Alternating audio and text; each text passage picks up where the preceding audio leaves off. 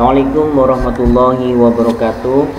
Alhamdulillahirabbil alamin. Pada hari ini kita dapat mengikuti mata kuliah pemrograman berorientasi objek dalam keadaan sehat walafiat. Mudah-mudahan rekan-rekan kita semua diberi kesehatan semuanya ya. Amin. Sebelum kita mulai pembelajaran hari ini, kita berdoa dulu. Mudah-mudahan materi kemudian apa yang kita pelajari hari ini bermanfaat, bukan hanya di hari ini tapi di kemudian hari. Berdoa mulai. Baik,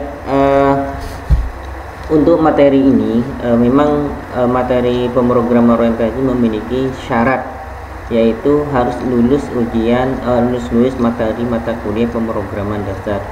Semuanya sudah lulus semua, saya kira semuanya lulus semua ini ya, sehingga teman-teman mahasiswa itu sudah memiliki dasar-dasar pengetahuan tentang pemrograman. Oke, sebelum itu mungkin ada yang belum pernah mengikuti mata kuliah saya selanjutnya. Saya perkenalkan dulu, nama saya Matrubul Khairi. Kemudian nomor telepon saya ini 085334074332. Email sangrato88@gmail. Nanti kita ini Google Scholar-nya di sini ya.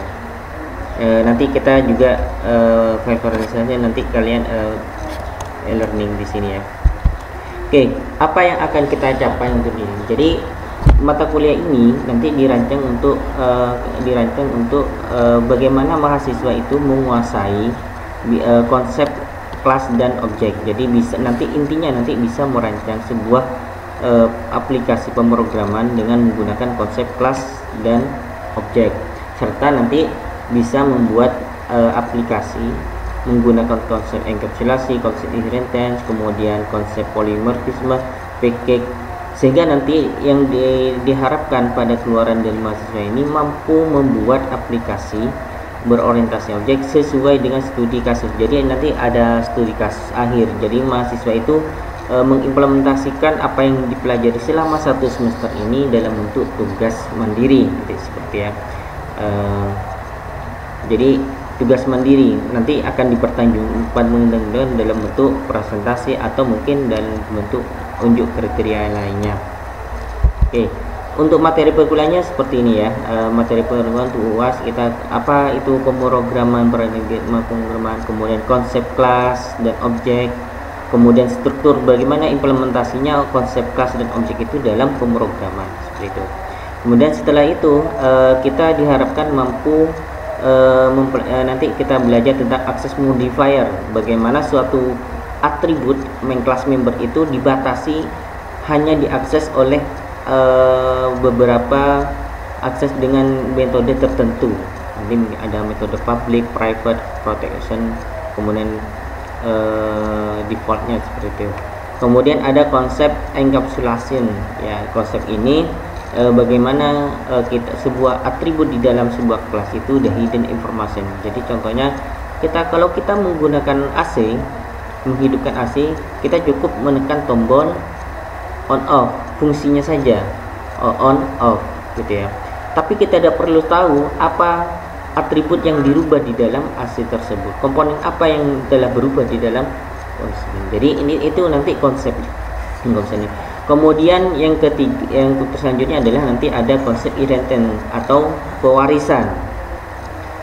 Konsep pewarisan ini jadi sebuah objek itu bisa mewarisi karakteristiknya atau pekerjaannya itu kepada subkelasnya atau anak. Jadi kalau kita di kehidupan nyata itu induk atau orang tua itu mewarisi sifat-sifatnya kepada anaknya. Jadi mungkin karakteristiknya kita matanya mirip dengan bapaknya, hidungnya mirip dengan ibunya, seperti itu ya.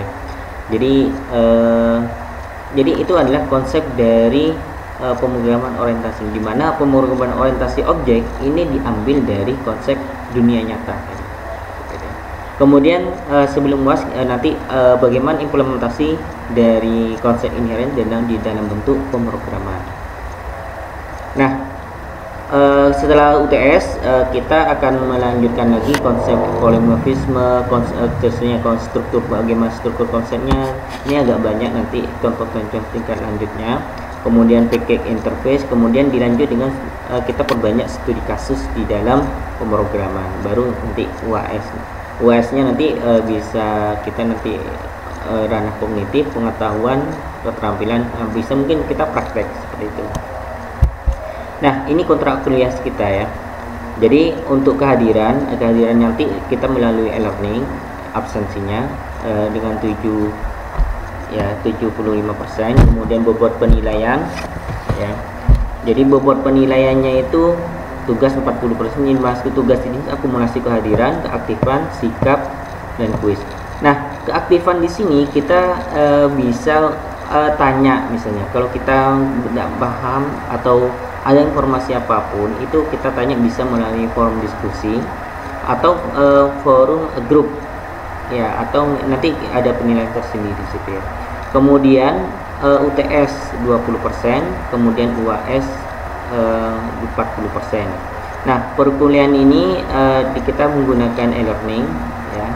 Kemudian mungkin nanti kita mungkin ada instruksi nanti, kalau ada instruksi kita bisa melakukan offline. Tapi untuk sementara ini kita menggunakan e-learning terlebih dahulu. Kemudian untuk mata kuliah ini bisa diakses di YouTube untuk videonya, kemudian untuk diskusinya kita menggunakan grup Telegram. Nah, tugas akhirnya yang kita harapkan adalah jadi nanti mahasiswa itu membuat aplikasi dengan konsep object oriented program atau pemrograman berorientasi objek seperti itu. Ini adalah kontrak perkuliahan kita seperti ini. Oke, kita kalau tidak kita langsung ke materi. Kenapa kita harus belajar bahasa pemrograman? Atau kenapa kita harus belajar bahasa? Seperti itu. Fungsi bahasa itu untuk apa? Nah, jadi kalau bahasa itu adalah sebagai komunikasi antar dua orang. Jadi komunikasi timbal balik gitu ya. Jadi yang dimaksud komunikasi timbal balik ini yang komunikatornya itu berbicara, komunikannya itu mengerti ya. Yang berbicara itu bisa menyampaikan pesan, yang diajak bicara juga paham dengan apa yang dibicarakan. Nah, kalau tidak, misalnya kita orang Madura nih gitu ya, kemudian mau ngobrol dengan orang Jawa gitu ya. Nah, agar terjadi komunikasi yang baik, bagaimana caranya? Berarti kan orang Madura itu, kalau orang Madura itu harus paham bahasanya orang Jawa, atau sebaliknya orang Jawa harus paham bahasanya orang Madura, seperti itu ya. Nah, jadi bahasa seperti itu. Jadi kalau kita mau berbicara di dalam komputer itu seperti itu. Jadi kalau kita mau memberikan instruksi kepada komputer, maka berarti kita harus paham bahasanya komputer, kan gitu ya. Jadi analoginya seperti itu. Kalau kita tidak paham dengan bahasanya komputer,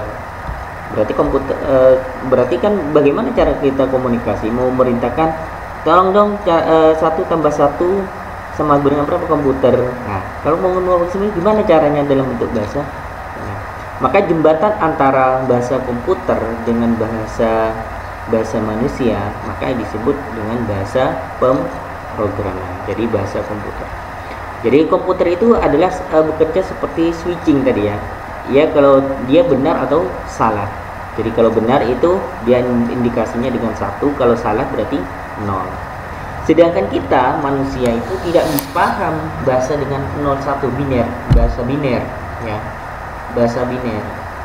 Sehingga perlu adanya perangkat untuk menerjemahkan dari bahasa yang verbal, bahasa manusia itu ke dalam bentuk bahasa komputer. Nah, bahasa itu disebut bahasa pemrograman. Nah, untuk merubah di situ ada istilah interpreter, ada istilah compiler. Nah, kalau interpreter itu kita bikin source code-nya, kemudian kita jalankan coba. Kalau compiler itu sudah keseluruhan dibuild menjadi suatu file yang sudah langsung executable, langsung bisa dieksekusi oleh komputer. Jadi tidak usah buka bahasa pemrogramannya lagi kalau itu compiler itu. Oke, tingkat bahasa itu ada low level, ada middle, ada itu mungkin sudah paham mungkin di di pengantar informatika, di ini pengantar komputer. Dan nah, bahasa tingkat rendah itu adalah bahasa yang sulit dipahami oleh manusia. Contohnya adalah bahasa assembler, bahasa mesin. Jadi kita tidak paham jadi untuk membuat perintah itu suatu instruksi, maka kita memerlukan banyak instruksi dalam bentuk bahasa mesin, dan ini sulit dipelajari oleh manusia. Kemudian ada middle level language, ada ini contohnya adalah, jadi dia bisa dipahami C, atau jadi pembahasan pemrogramannya adalah C, Pascal, dan Fortran. Ini contohnya. Untuk bahasa pemrograman selanjutnya untuk tingkatan selanjutnya adalah high level language, yaitu Java, Indonesia itu contohnya adalah Java, C++, dan C#, gitu ya. High level language ini adalah bahasa yang mudah dipahami. Sudah oriented programmingnya ya. Jadi dunia nyata, mengimplementasikan dunia nyata ke dalam pemrograman seperti itu ya. Jadi dekat dengan hampir mendekati dengan bahasa manusia seperti itu. Jadi kemudian sudut pandang pemrograman atau lebih dikenal dengan paradigma pemrograman. Jadi setiap programming itu ada beberapa sudut pandang ya, atau memiliki cara yang berbeda untuk menyelesaikan masalah seperti itu ya. Jadi untuk memformulasikan soal masalah ada yang langsung dari awal sampai akhir. Jadi menjadi suatu program jadi tidak dipecah menjadi satu kesatuan, dijadikan satu unit, atau satu modul gitu ya. Jadi ada programmer yang membagi menjadi suatu unit fungsi ya, membagi menjadi beberapa fungsi dalam satu unit gitu ya, menjadi satu unit atau fungsi. Ada juga programmer yang membagi pemrograman itu dalam bentuk objek-objek gitu ya, yang saling berinteraksi. Nah, ini adalah cara programmer itu menyelesaikan masalah. Ya. Apakah ini apakah sama nanti hasilnya? Sama hasilnya. Cuma caranya berbeda. Gitu. Di sini yang kita jelaskan di sini ada fungsional programming, ada procedural programming, dan object programming. Kalau fungsional programming adalah kita membuat suatu program itu berdasarkan urutan sequentialnya, urutan fungsinya ya, secara berurutan gitu ya, atau sequential. Jadi kita bahasa contohnya dari di sini scan dan list ya. Kemudian kalau prosedural programming itu adalah memecah menjadi berdasarkan prosedur kerja yang terkumpul dalam unit pemrograman yang bernama fungsi. Jadi menjadi beberapa sub ya, gitu ya. Kemudian kalau objek oriented ini adalah kolektif objek yang saling berinteraksi gitu ya. Jadi kita membagi sebuah pemrograman, kita sebuah coding itu menjadi dalam suatu kolektif yang namanya objek gitu ya. Contohnya misalnya perpustakaan misalnya. Kalau kita menggunakan prosedur programming, perpustakaan itu kita bagi menjadi beberapa fungsi. Perpustakaan pendaftaran, kemudian meminjam, kemudian mengembalikan, kemudian denda. Jadi dibagi menjadi 4 prosedur. Tapi kalau di objek programming itu dibagi gitu ya. Anggota itu memiliki fungsi. Fungsi apa? Fungsi pinjam, fungsi kembali, fungsi denda. Jadi seperti itu. Jadi bagi objek. Jadi objek pustakawan. Objek pustakawan melabeli, menambahkan buku, dan seterusnya ya. Jadi dibagi menjadi, kalau objek itu menjadi suatu kolektif data. Jadi kolektif data itu berupa objek yang saling berinteraksi. Nah, ini contohnya. Jadi sistem akademik di dalam paradigma pemrograman prosedur itu ada jadi registrasi, ada penjadwalan, ada kuliah, gitu ya, perkuliahan. Nah, tapi kalau sistem akademik menggunakan orientasi objek itu kita bagi berdasarkan objeknya. Dosen itu punya fungsi apa? Fungsi mengajar, memberikan nilai, apa lagi? Mata kuliah, menambahkan mata kuliah, menyimpan mata kuliah, dan seterusnya. Jadwal, melihat jadwal, menampilkan jadwal, dan seterusnya. Mahasiswa, presensi, melihat nilai, dan seterusnya. Jadi dibagi menjadi objeknya. Jadi di mana di dalam objek itu sudah terdefinisi data, atributnya, datanya, dan fungsinya. Kalau yang di atas di sini, ini dibagi langsung berdasarkan fungsi. Nah, ini perbedaannya. Jadi fokus utama prosedur adalah fungsinya. Kemudian yang di sini fokusnya adalah suatu kolektif data. Jadi data dan prosedur itu jadi satu kesatuan, gitu ya. Jadi prosedurnya fungsi untuk mengakses data, gitu, seperti itu. Kemudian program yang besar dibagi menjadi beberapa unit terkecil. Kalau yang ini dibagi, kalau OOP dibagi menjadi objek, gitu ya. Kemudian kalau prosedur itu data dan fungsi itu terpisah. Tapi kalau objek itu suatu kesatuan, ya, satu kesatuan besar. Jadi kalau OOP itu fungsi data dan fungsi diperlakukan suatu kesatuan. Jadi kalau manusia punya datanya apa? Oh, warna kulit, kemudian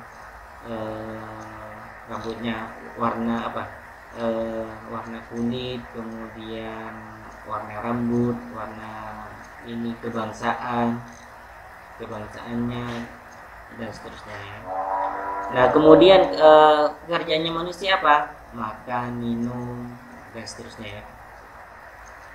Kemudian kalau prosedur itu bebas, ya, bergerak di suatu fungsi atau suatu fungsi. Tapi kalau OOP itu tersembunyi, tidak dapat diakses. Nanti mungkin nanti kita lebih cerdas di nanti akses modifier untuk OOP. Kemudian kalau prosedural itu datanya bersifat pasif. Tapi kalau yang OOP itu bersifat aktif OOP-nya, ya. Jadi objek-objek di dalam OOP itu bersifat aktif. Kemudian OOP itu desainnya dari atas ke bawah.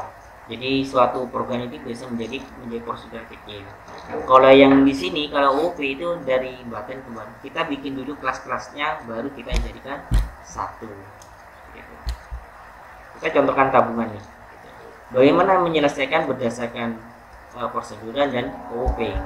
Nah, kalau prosedural, jadi kalau prosedural itu kita terpisah di sini. Jadi ada simpan dan ada prosedur tabungan, simpan dan transfer data tabungan. Jadi variabel tabungan 1 dan tabungan 2. Jadi suatu variabel terpisah. Tapi bandingkan dengan orientasi objek di sini. Jadi ini adalah objek tabungan 1, ini objek tabungan 2. Seperti itu. Jadi transfer tabungan 1, transfer tabungan 2, simpan tabungan, seperti itu, ya. Lihat saldo dan seterusnya. Jadi berbeda di sini. Jadi ini akan berbeda. Seperti itu. Simpan, transfer. Jadi kalau kita mau ini perubahan datanya tabungan 1 berarti operasi simpan tabungan 1. Simpan tabungan 1. Nah, untuk kebutuhan software untuk pemrograman orientasi objek kita menggunakan bahasa pemrograman Python, gitu ya, Python. Kemudian editornya kita menggunakan VS Code, Sublime, dan Anaconda. Ini pilihan, ya, terserah. Nanti mungkin kalian sudah pernah membuat aplikasi ini dengan menggunakan Python. Nah, itu sudah yang penting bisa menjalankan aplikasinya. Terserah kalian menggunakan editor apa saja, yang penting bisa dijalankan. Itu aja untuk pertemuan hari ini. Assalamualaikum warahmatullahi wabarakatuh.